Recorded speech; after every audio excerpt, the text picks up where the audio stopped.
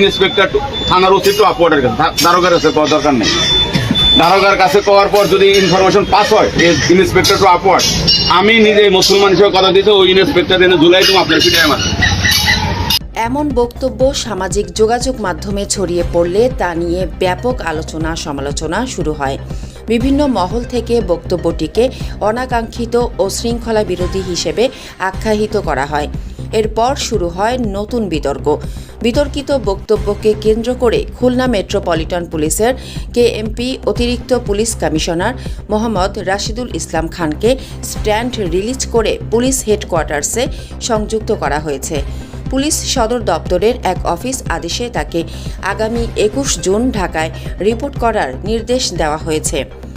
শনিবার 20 June police হেডকোয়ার্টার্সে personal management এক শাখা থেকে জারি করা আদেশে বলা হয়, অতিরিক্ত police commissioner Mohammad Rashidul Islam Khan BPM সেবা বিপিএম বার বর্তমান কর্মস্থল কেএমপি খুলনা থেকে দায়িত্বভার অর্পণ করে পুলিশ হেডকোয়ার্টার্সে যোগদান করবেন।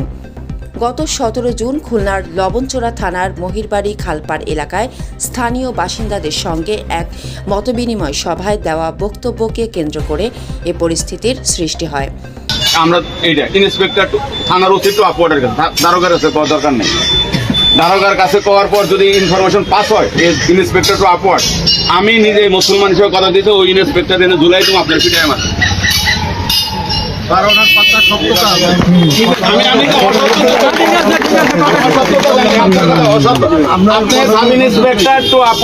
গোপন তথ্য দিবেন, আল্লাহ ছাড়া যদি কেউ জানে, আমি আপনার ওয়াদা দিতেছি আল্লাহ ছাড়া জানে এই গাছের তলে জুলাই পিড়াইবেন, আমি দিয়ে দেবো আপনার।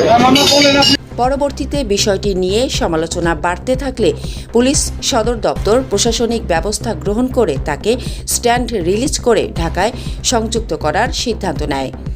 সংশ্লিষ্ট সূত্র জানায়, পুলিশ বাহিনীর শৃঙ্খলা, পেশাদারিত্ব এবং চেইন অব কমান্ডের বিষয়টি গুরুত্বের সঙ্গে বিবেচনা করেই এ সিদ্ধান্ত নেওয়া হয়েছে। ফারহানা রহমান, রিপোর্ট, খুলনা সংবাদ।